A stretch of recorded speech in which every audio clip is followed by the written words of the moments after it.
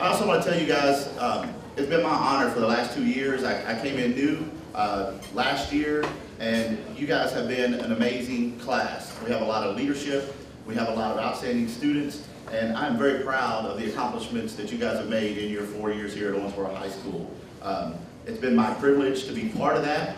I'm excited to see what you're going to do in the future. I'll be looking forward to reading about you and seeing about you guys and all the great things you're going to accomplish within our community, but also globally. So we're very excited about that. I did speak to Ms. Burnett, for some of you guys who started in with Ms. Burnett your freshman and sophomore year, and she said to pass her congratulations, her care and love for you guys, and she's excited to see you graduate as well. Today we do have a few speakers, so we do have people, guests in the building, so welcome to our guests that are here. They'll be recognized, so you guys give a round of applause for our guests, please.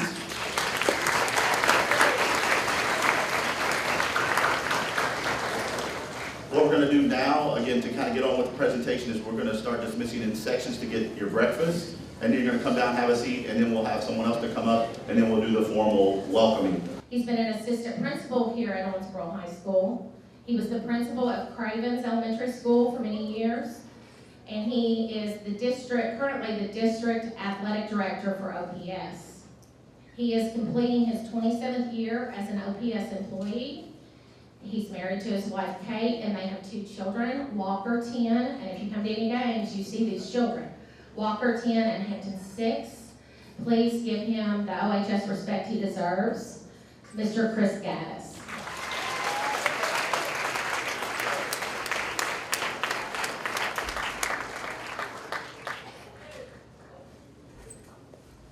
Thank you, Ms. Smith. I'm certainly glad to be here today.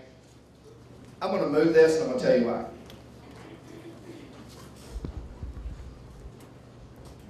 Chances are there are going to be posters made of my photograph, and I didn't want that to be in my way and ruin my good luck. So I thought, well, let's get that out of here. We've got to have an opportunity to liven this group up, and we're going to throw it to a real positive note.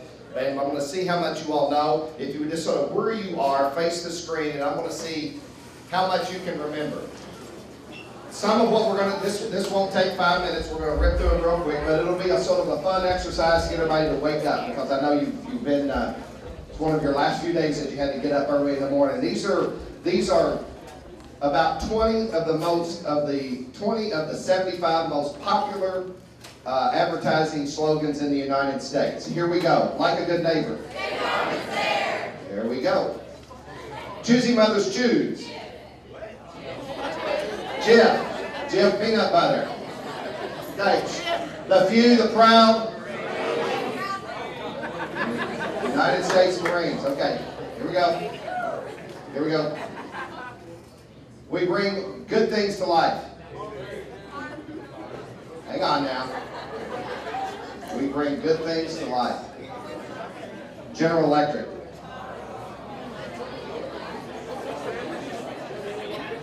The quicker picker-upper. Bounty paper towel.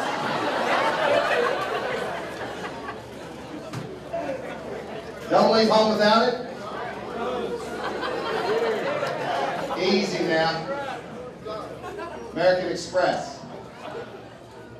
We'll leave a light on for you. Motel 6. Come on now. We got a few more. Hang in there with me. Hello. That was an easy one.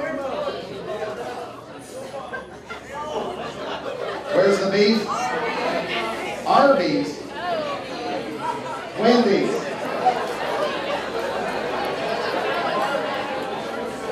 Good to the last drop. Maxwell House. Have it your way. Burger King. Breakfast of Champions. Wheaties. Okay, stop for just a second. Turn around and look at me for just a second. This is going to show my age. I was in high school when she participated on the United States women's gymnastics team when they won a gold medal. Their coach was Bella Corolla. Does anyone know her name? Mary Lou Retton. She wasn't even 16 when she participated.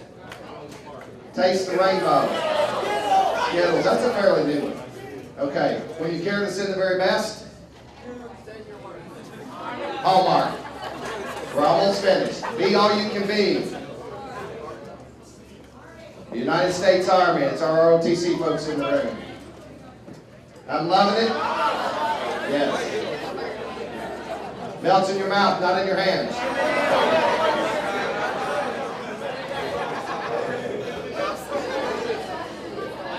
What about this one? Campbell's. Can you hear me now? Verizon. There are some things money can't buy. For everything else there is MasterCard. I think we have 3 more. This is the last one, actually. It snuck up on me. How do you want your story to be told? I'll give you a hint. It's local. It's a local business. Parents, you got to take a shot at it. Glenn's Family Services, Glenn's Funeral Home. Now,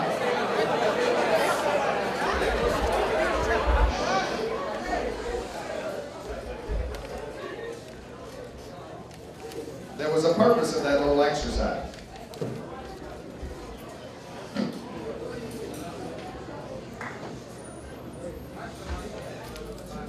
I like to walk around, so I'm going to have to do that just a little bit. But this will all make sense in just shortly. But beforehand, let me tell you a little bit about myself to sort of bring this all in perspective. People ask, why did you get into education, or what prompted you to do that, to be a teacher when you have to go to college? And back in the day when this decision was made, along with many of my colleagues, you know, the teaching profession made no money at all.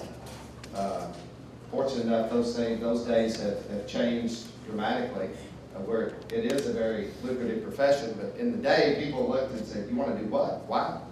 Well, one of the inspirations in my life was a grandmother that lived to be 96 years old. She was born in 1902. She was a teacher, and she used to say, an education is something that no one can keep you from receiving, and an education is something that no one can ever take away. She had 2 children. One was my father, who was a native of Owensboro and grew up in the west end of Owensboro. And in 1946, he became a graduate of Owensboro High School. Went on to the University of Kentucky School of Pharmacy back in the 50s. Believe it or not, the University of Kentucky School of Pharmacy was located in Louisville at the time, unlike Lexington now. He was the kind of guy that worked pretty tirelessly, and he and my mother raised 4 boys, all whom were graduates of Owensboro High School. One in 1970, one in 1972, one in 1976, and then I came along a little later in life and graduated from here in 1984. But my dad was a pretty successful businessman. Actually, he owned a drugstore on the corner of 2nd and Frazier, across the street from the Taylor's IGA. That building no longer is there, but he owned a drugstore for 36 years and owned and operated it during that time. But believe it or not, he kept his pharmacy license for over 60 years, up until the year 2013, even though he was just sort of part-time. But he was a big believer in the Owensboro Independent School System, and he values to this day education. He's also a member of the Owensboro High School Hall of Achievement. His plaque is on that center staircase when you go up. And he always has a saying to this day, whenever you go visiting or whenever you getting ready to leave his house. We didn't have a lot of rules growing up. He just believed that we could make the right decisions. But to this day, he would always make a comment and say, when you leave, when you go out, remember who you are. Now, back when I was your all's age, he said it so much it sort of went in one ear and out the other that I really didn't pay a whole lot of attention to it. And then it dawned on me after a while that that was his silent way of telling us, make a good decision. But he did it in those simple words, remember who you are. Growing up, I was a very average student, very average. I was extremely involved, often too involved, and no one ever accused me of not loving life. My junior year had 31 excused absences on school business from going to Washington, D.C. back when the trip was a little different than what you all do now. We were fortunate enough we never missed a trip to Rupp Arena with state basketball my 4 years of high school. It was just a common thing. Matter of fact, there were a couple of times they put it in the calendar, we just took off the last 2 days of the state tournament because, they put it in the calendar because we knew we were going to be there. And so anyway, I was out of the building a lot, and there's a purpose of me telling you that, so just hang on here just a second. But you know, it's 33 years ago, 33, that I sat at a senior breakfast, just like you. Brian Smith, teacher and softball coach in our building, sat right there with me. He was a 1984 graduate as well, and there's been many others. But if you think about how time has flown by in my 33 years, we read a few little things, words to you. Key fobs, cell phones, laptops, flash drives, email, Facebook, Twitter, and I could go on and on and on. Those weren't even invented at the time. And we think, you know, they weren't even around, and now we couldn't probably hardly survive without a lot of those items. So, and it won't take 33 years for you all to look up. The world's changing right in front of your face. And as Ms. Smith mentioned, I've held several roles in the school district, from starting out as a teacher at Faust Elementary School. Thanks to Mr. John Blaney, he didn't get rid of me after the first year, and believed in me. And then became athletic director. I transferred here to Owensboro High School, and I was here for a long time, and then became principal at Cravens Elementary School. If you were there at Cravens Elementary School when I was there, raise your hand. See, I told you you'd make it. Congratulations. What was our saying? The more you read, the more you know, or the smarter you get. That's right. Thank you. There's one thing I've learned for sure, that the world is changing very rapidly, and you're just a few days from jumping into it. But I have no doubt, just like I told students at Cravens many years ago, each and every one of you all can certainly handle that. I spent some time talking about my father, but let's not forget my mother. She was by far the least educated in our household. She went to high school and stopped. And she raised 4 children that, at least in our minds, successful enough that we give her a lot of credit for what she did. But she taught us to be kind to everyone. And her most important rule was to be thankful for what you have and don't dwell on what you don't have. And I think those are some pretty good rules to live by. Next Friday night marks a new chapter. Now let me back up. Next Saturday night marks a new chapter in your all's book. And you know what? You have total control over what that next chapter is going to look like. The past is just that. It's the past. And everything you do now that you have control over, you can truly make a difference, but you first have to make the choice. So if you want to make a difference, make the choice to do so. I left out a couple of pieces on purpose till now. When my dad went to the University of Kentucky School of Pharmacy, his first year, his freshman year, he was in an English class. He was in the first 2 weeks of school, and he was asked to stay after school, or stay after class. And so everyone left, and the professor asked him, said, "Are you going home this weekend?" And he said, "Actually, I am." And he said, "Well, I want you to do me a favor. I want you to talk to your parents and to see if this is really what you want to do." And I mean, that just killed my dad. I said, "What do you mean?"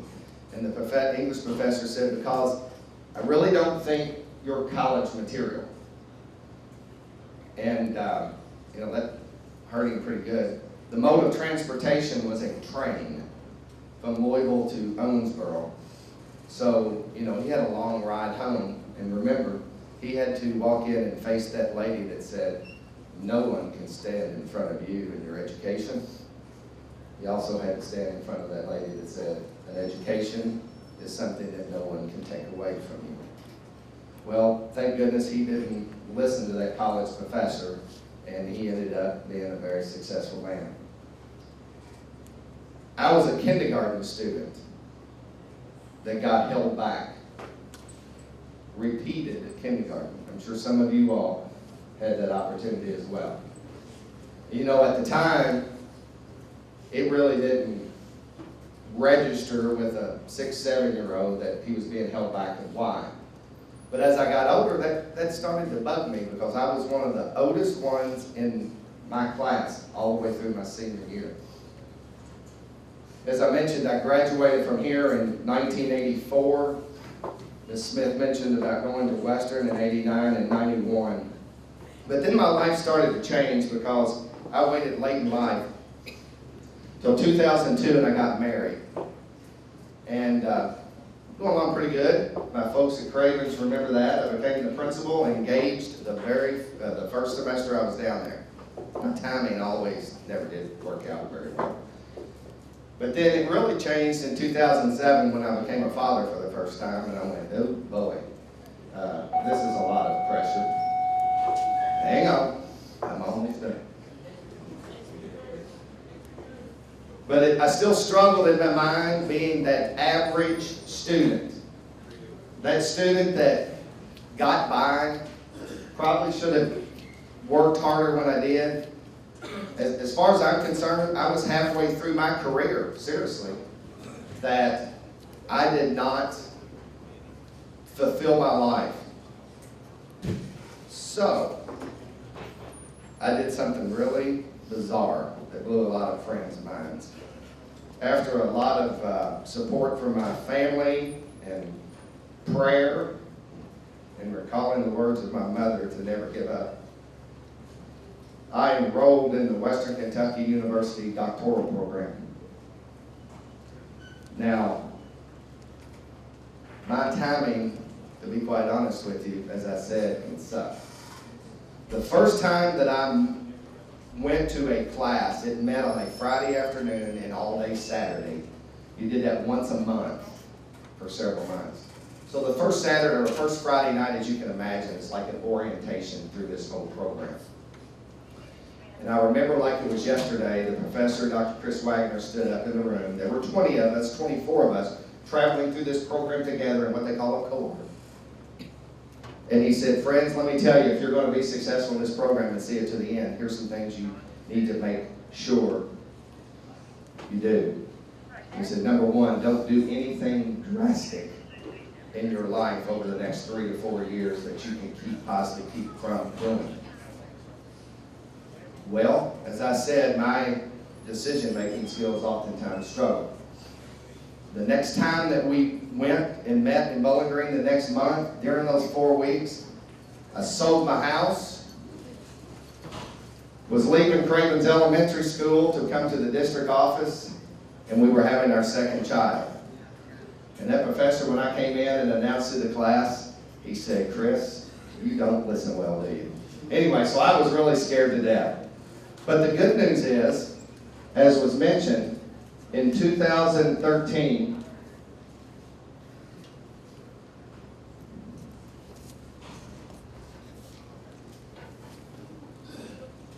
I know y'all don't know what this is. This is a lot of hard work and a lot of money. But in 2013, I was awarded the doctoral degree from Western Kentucky University.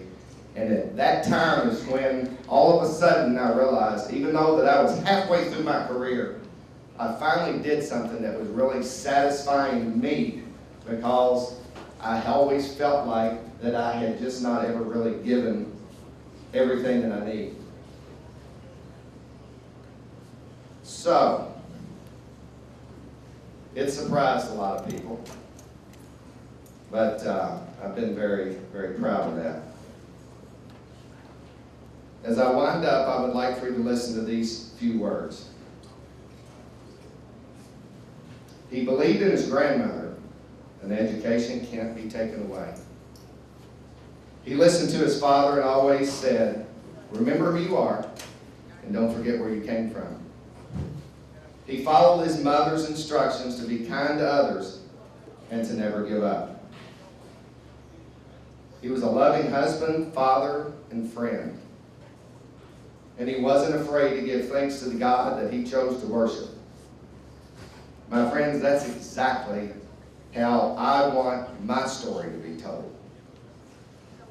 And it's my hope and prayer that starting today, you start to focus on how you would like your story to be told.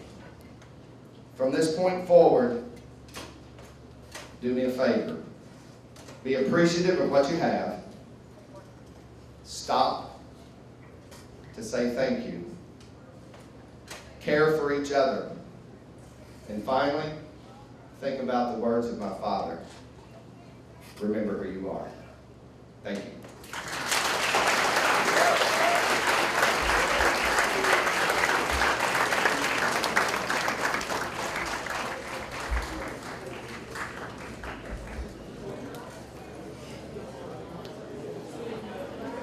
Thank you, Dr. Chris Gaddis. Another round of applause for Christine Jones.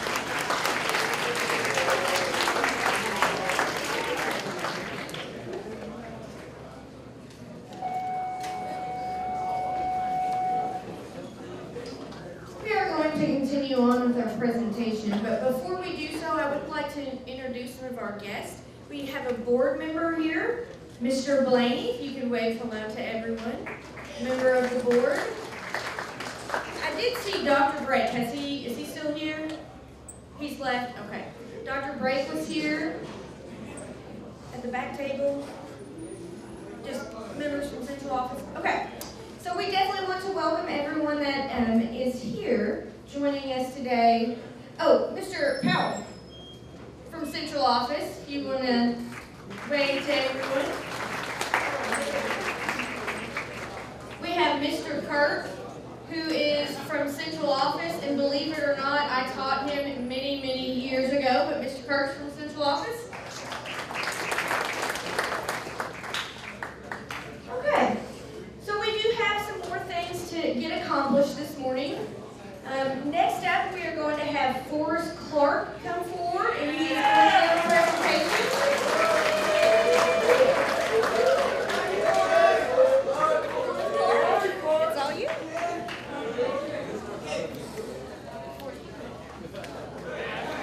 Nobody's good this morning.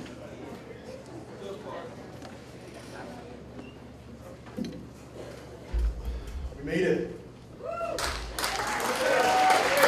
We're here.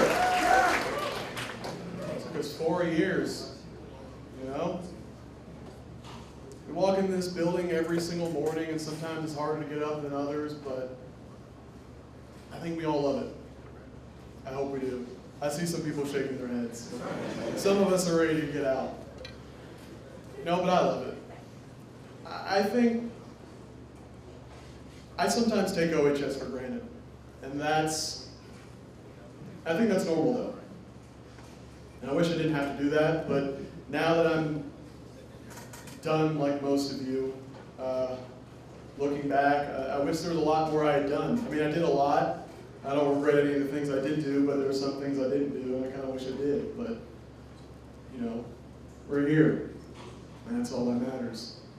I was just talking to some people over there, and I think one of the coolest things about the end of the year here is just how close the senior class has become, especially at the end, you know.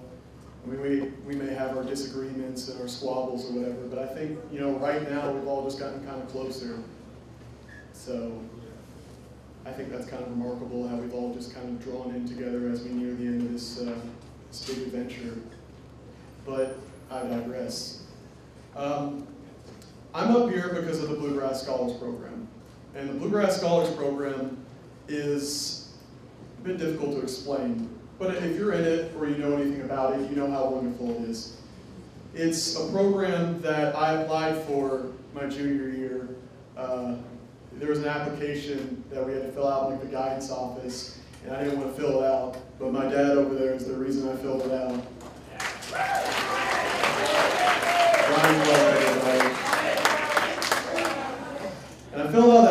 application, and the main focal point of this application was what drives me and what gives me passion. And that was the whole point of the Bluegrass Scholars Program, is to find out what your passion was.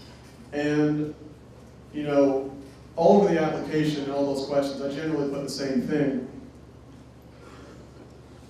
and that was people. You know, I always said, you know, coming to school was all right, going to class was, you learn stuff, but my favorite thing about coming to OHS is the people. Like, that'll never change for me, and I'll never forget any of you. The people is what really made the experience for me. And I say all the time, there's nothing like a Red Devil. Like, we're all just very individual, and we're very unique from every other school in the district, I think, or in the city. But yeah, I put my passion was people. I love you too, Jordan. My passion was people, and my passion is you guys. So I wanted to find a way to do something with that. And thanks to the way that the Bluegrass Scholars Program is catered, and, you know, it caters to the people in it, I was able to do a lot with that. Now, the gentleman behind me, you've probably seen me with, this is Dr. Jonathan Carroll. A round of applause for this wonderful man.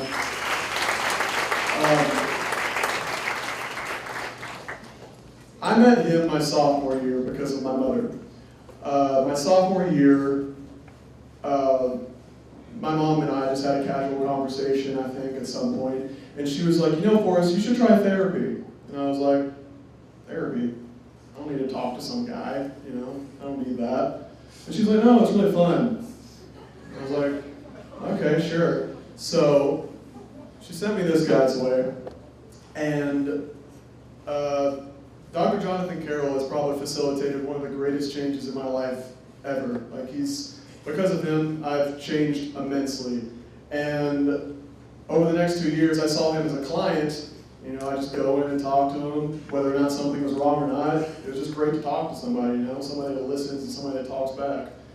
And flash forward to senior year, I became a part of the Bluegrass Scholars Program, and we have to have an internship. We have to go out, we have to do something very hands-on that kind of works towards the betterment of the community or ourselves. And so I couldn't find an internship. I didn't know what to do. I just know I wanted to help people, I wanted to do something with people. And then, I don't think she's here right now, but Miss Johnson suggested, she's like, why don't you work with Jonathan? I was like, what? I can do that? She's like, yeah.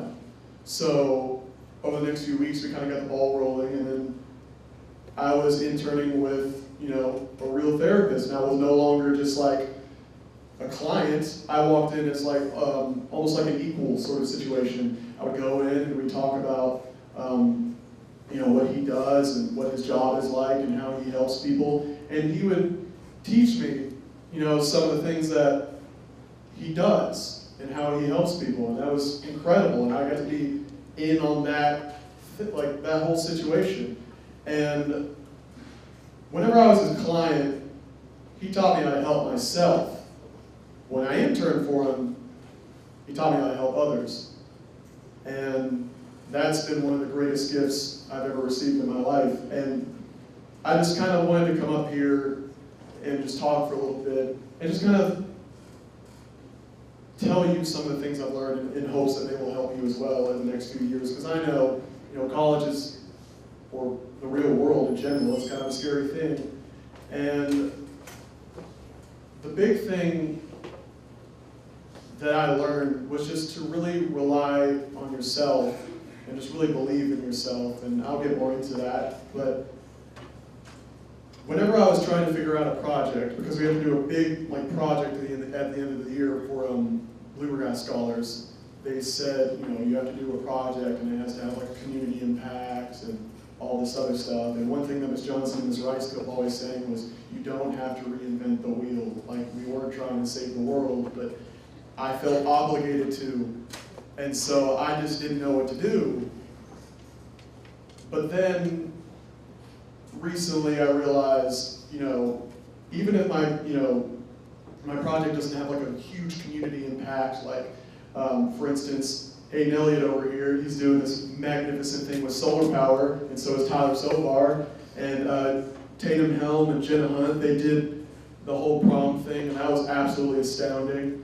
And I just, I was doing this. And I thought about it the other day when Ms. Rice asked me, or she was asking us about what we were proud of in the Bluegrass program and over the past year, and what we were proud of.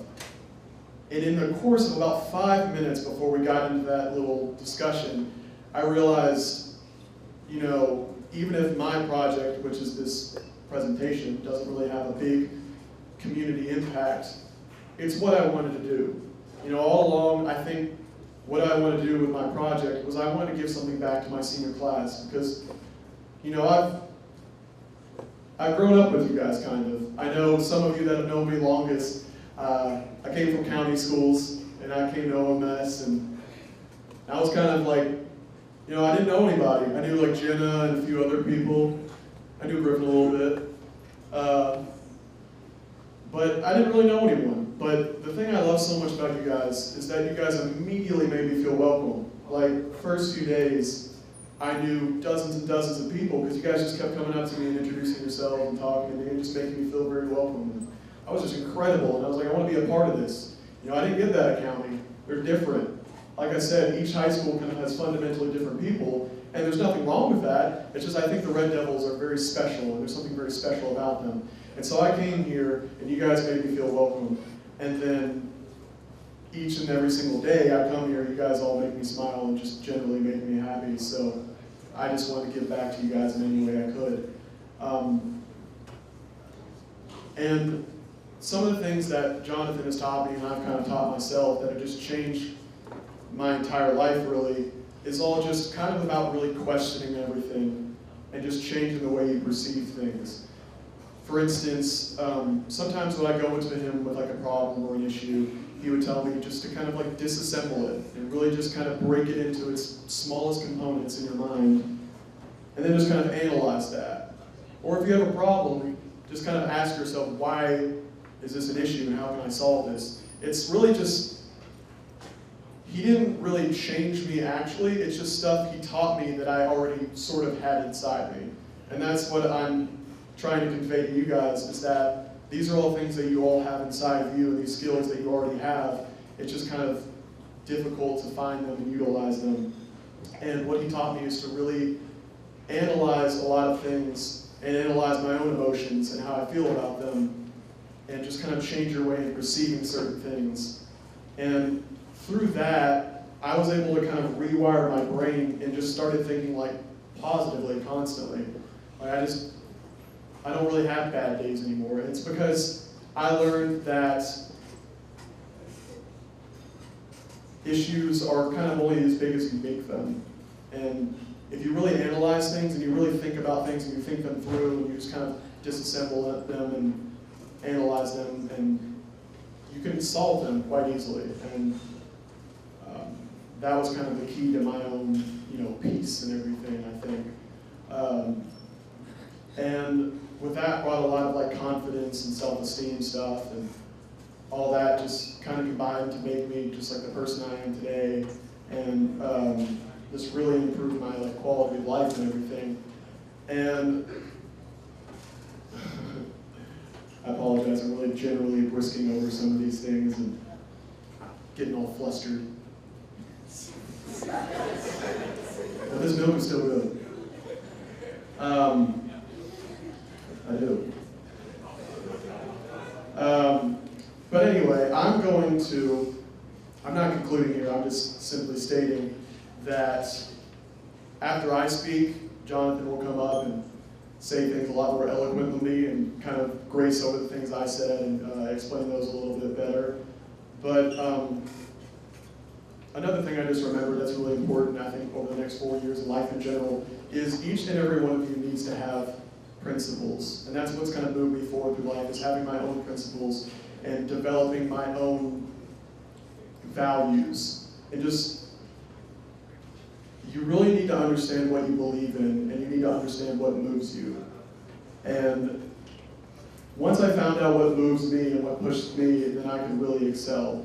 And two of those people are right in this room, right over there, my parents. They pushed me my entire life. And whenever I wouldn't want to do something, sometimes my mom and my dad would just tell me, this is good for you, you need to do it. At the time, I would hate it, but I'd look back and I'd be like, well, that was useful. Like, my mom made me play just about every sport under the sun until I kind of found my physical outlet. I didn't want to do gymnastics, but I did gymnastics, and now I can do one heck of a cartwheel. Cartwheels are important, Mom, thank you. I played t-ball, and I played baseball, and I played football, which is a very bad choice if you played with me. And I did swim team for 5 years, and I'm kind of surprised I didn't drown in that time. But the point is, they kept pushing me. And I think one of the things you need to do in life is just really find the people that push you,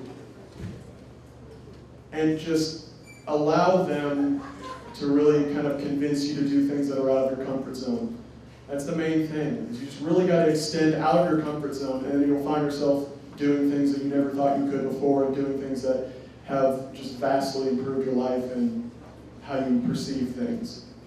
But the number one thing I think you should do over the next 10 years, or just over a lifetime in general, that I've done, is just get to know yourself more than anything. And I know that's really simple, and that might sound silly or strange to some people, but once you really figure out who you are as a person, then you can figure out A, what you want to do, and B, where you want to go. And thanks to me, doing that, I know now what I want to do. Teachers, please pardon this interruption. Okay. Keep forward, please come to the guidance office. Keep forward, please come to the guidance office. All right, cool. Anyway, so once you get to know yourself, you can really find out what drives you and what passions you have. And with that, you can find out where you want to go. And I think that's something that is really kind of understated a lot. But, it's senior year, and I've heard from half the people that, they're not really sure what they want to do, or some people know what they want to do, and some people don't. There's nothing wrong with either, but finding yourself and finding out what you love and what you enjoy in life is probably the most important thing you can do. And relationships are important, no doubt, but I think the most important relationship you can have in life is with yourself, because once you have that, the sky's the limit, really.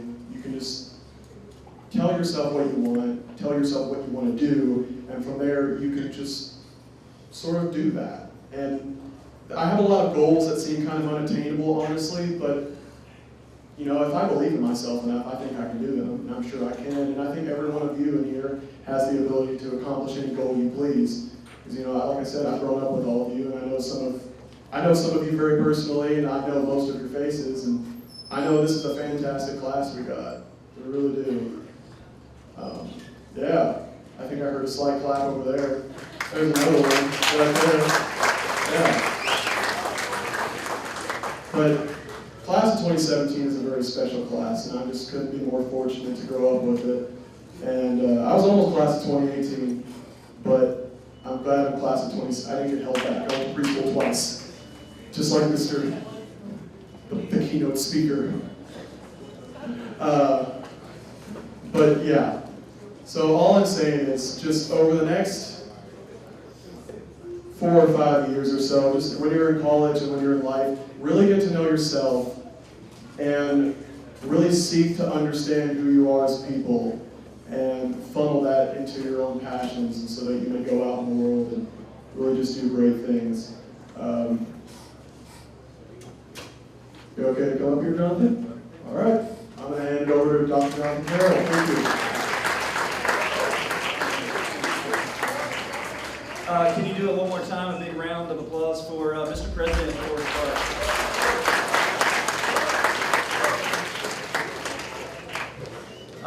I've been sitting over here for a long time, so I'm sure your butt is numb. Mine is too. So I apologize in advance. This is not going to take long. About another hour. Settle in. We'll be done in an hour. My name is Jonathan, and there's absolutely nothing that I could say to you that will mean anything to you. I do not mind that you wander off, your mind goes somewhere else, you daydream, you text, you talk to your friends, because I don't mean anything to you. I haven't earned it. I haven't been like Dr. Gaddis, who has been around some of you since almost when you were born. I haven't been like Mr. President, who has been around you for the last 4 years, shamelessly promoting his own humor and trying to be a leader and thespian all the while. I haven't deserved or earned or merited anything of yours, including especially your attention. So the fact that you're here and letting me be in front of you is a huge gift to me. So thank you. I have had the privilege of being able to talk with Forrest for some time, and he, of all people, is qualified to give you advice. I've wondered why it is that when seniors get near graduation, people feel like they are compelled to hurl advice in your direction, like you're just waiting for someone to tell you how to live your life, and now's the moment, and will everyone please tell me what to do? That's got to be annoying. I was a senior once, and I thought it was annoying, and I don't remember any of the advice that anybody gave me, but I can tell you I probably should have listened, because I've screwed up some things now and then, and I think their advice was to not do that. So it's totally up to you whether you want to listen to any of this or not. I'm not giving you advice. I would never give you advice. I've never given Forrest advice. It's not my job to give advice. It's my job to figure out how to be my best self so that you're free to be your best self. I have zero expectations of you, just like I'm certain you have zero expectations of me. And I want to make sure that you know you're 100% free to be who you are. So these are some things that I hold true for me. You have to figure out, as Forrest suggested, that you find things that you hold true for you too. Principles. For me, I want to be grateful. I want my first words to be thank you. And when I told you thank you, I meant that. I don't deserve anything from you. You don't owe me anything. Thank you. Gratitude opens a brand new world to me. And I see things differently than I would if I weren't more grateful for them. We are not promised anything. By the time I was your age, my dad was dead. I had experienced a school shooting. I had suffered all kinds of crazy things that people shouldn't have to go through. By the time I was sitting in the chair that you're sitting, still with braces on my face, terrible senior pictures, terrible, terrible experiences. Things have happened to me. Things have happened to you. Life isn't easy. Life can be hard. I had to learn how to be grateful. Not despite everything that had happened, but because I was becoming myself in the midst of those things. Raise your hand if you care, and this is where you have to be 100% honest. Do not lie to me because I'm analyzing all of you at the moment and I will tell that you're lying to me. Raise your hand if you care what other people think about you. Don't lie, raise your hand. Raise your hand if you care about anyone, what they think about you.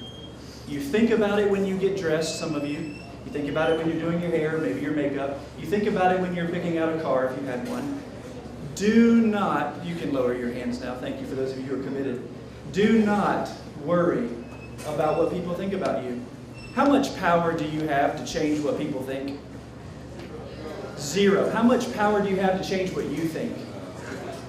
Why do we spend so much time and waste so much energy trying to make other people think something that we have no control over? Why do we do that? Give up caring what people think. It will be the most liberating and freeing thing you've ever experienced. Don't care what other people think. Do care what you think. Know what you think. Know what you believe. You don't have to believe everything that your parents believe. You need to believe what you believe. You need to have good reasons for it. It's your responsibility to figure out what you think and what you believe. Also, a professor of mine was dying.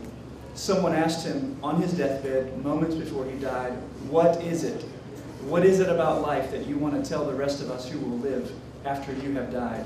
He said, forgiveness is the point. Those were his last words. Forgiveness. What do you think it means to forgive? Anybody? What's it mean? Raise your hand if you've ever forgiven anything or anyone in your life. What's forgiveness mean?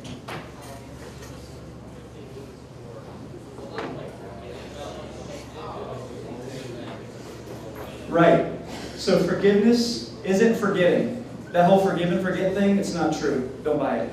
It's letting go. Let go. Don't give other people your power. Don't let them tell you how you should feel about yourself. If people hurt you, be hurt. Don't blame anyone. That's another thing. Give up blaming. It doesn't help anyone. It shuts down the process. It makes communication terrible. Everybody wants to fight each other. Quit blaming. Don't depend on anyone for anything. Ask for help when you need it, but don't depend on anyone for anything. Nobody owes you anything. It's your turn to make a difference. Finally, this is the time in your life when you're trying to figure out what it is that you want to do. Some of you have it all mapped out, and you will follow that map, and you'll become who and what you want to become. And that is brilliant, and congratulations. Some of you are still working it out. Some of you may not even care. That's the worst. Those of you who have quit caring. In the event that all of you are in fact trying to figure out who you want to be, this is where I think you will end up. The place where your deep gladness and the world's deep hunger meet. That is where you need to find a place to set up your camp and build your house and have your family and live your life. Where what the world needs and where what makes you the happiest intersect. Find that place where you have your deep joy and you can change someone's life and live there forever. It has been such a joy to watch your faces and wonder about your stories for the last hour as I've sat over here, and it has been the pleasure of my life to be able to be in front of you. Thank you to Forrest, who is, in fact, an amazing human being. And because he cares about you, I know that you are amazing human beings too. May you have all the peace in the world and joy beyond telling as you live out the rest of your days. I hope I get to see you again. Thank you.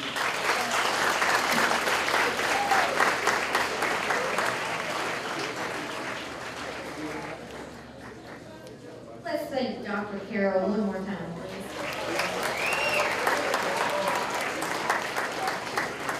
At this time, I'm going to ask Mr. Johnson, president of the OPS Foundation, to come forward. He has something that he wants to discuss with you. There's a quarter sheet or a third of a sheet that's white at everyone's seat. If you will pull that out, he will be discussing this with you.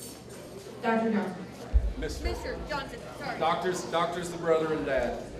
I'm just a lawyer. Guys, my hope is that I will have, well, I'm not even going to mess with that. I'll have the shortest presentation, and I can almost promise you I'll be the only one that gives you swag. So,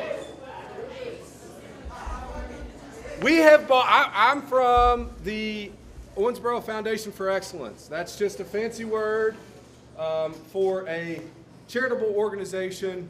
Most and many schools have them. Many of you are going on to post-secondary education. Almost all of those schools have them. But here's what we do. My story is not any different from most of the people that were up here speaking, many of the people that are over there, many of the people, I'm 20 years ago, plus or minus 5 days, I was sitting in your seat. I'm a graduate of here. My dad's a graduate of here. My granddad coached here. I went to school with many of your moms and dads I know, some of your brothers and sisters maybe. My wife teaches here. The point being, like Mr. Gaddis, like, I call him Coach, but Mr. DeLacy, and so many others in here, Owensboro High School is part of who I am. Owensboro Public Schools is part of who I am. It had me for 12 years. All we want to do is give the resources so that future generations can have the same thing. We're giving you a shirt. It's admittedly a blatant ploy for your information. To earn the shirt, I need the sheet. It's the half white sheet. If you'll turn them in, there's a table when you're done. Right out there, Miss Janet Swansky, our executive director, will give you a shirt of your choosing in your size. It's got Class of 2017 on the front, Foundation on the back. In a few short years, we're going to be asking you for money. We just will. It's what we do. But the money that we raise goes back to the school system so that we can do things at every elementary school and every school throughout the system. So thank you. Congratulations. Pick up a shirt. We'll see you in a few years.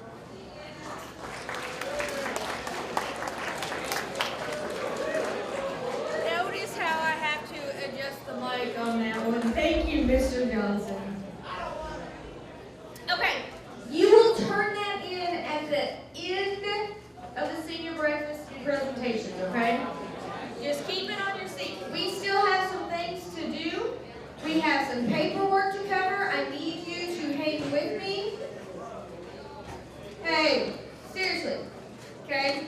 The next thing I would like for you to do is listen closely. I'm going to call up the class officers. President Forrest Clark, Vice President Josh Kelly, Secretary Ananze Bowling, and Treasurer Lindsay Williams. If you'll please come forward.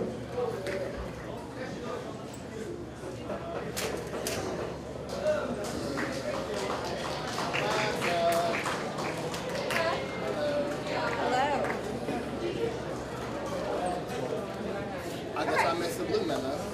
So, time capsule. Someone wants to discuss that? Lindsay. I don't want to do it. I'll do it. Hello. I just want to step up here for a minute to talk about the time capsule that we're going to have. It's, Ms. Fogel just gave it to me yesterday. It's a box that we will keep in the school for our 10-year reunion.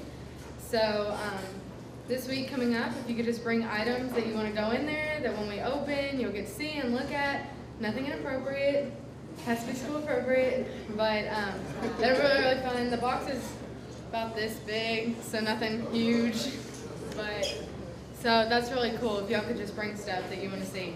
Thank you. Some ideas I know of things that have been placed in these before. Pictures, if you have memorable pictures or anything that has happened throughout the year, something that you just want to remember. Just bring that in and like Lindsay said, we'll just put it all in there and then they'll come back before the class reunion and pick that up and you can open it up there, okay? Okay, so I texted about maybe 25 to 30 of you guys and I got 15 remember wins, but I'm not gonna hold that against you guys, but you know, if you didn't text back, I have your number. So the first remember win, remember when Mr. Schwartz spent one class period talking about World War I, but two about JFK's assassination? Yep. Remember when Jay Pointer took over and won the JROTC step competition? And how many years was that, Jay? I know you're in here. 4? Yeah. How many years? How many years was that? 2? Remember when Mr. Roberts walked it out at the first pep rally for the first time ever at his Owensboro High School teaching career? Remember when Mr. Clark got stuck in the mosh pit at Sadie's?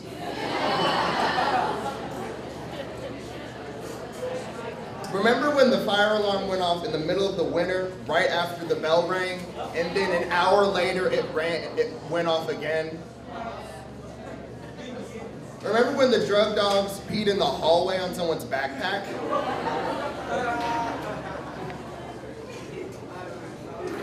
I already got that. Remember Wizard of Oz, Lion Forest?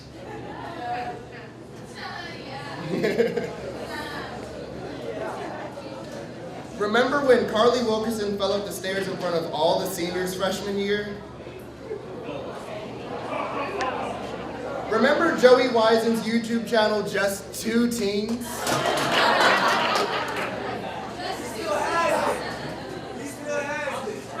You still have it?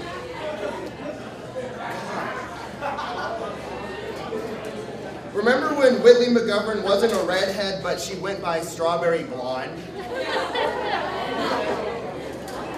And the last one, remember when we actually had a dress code at OMS?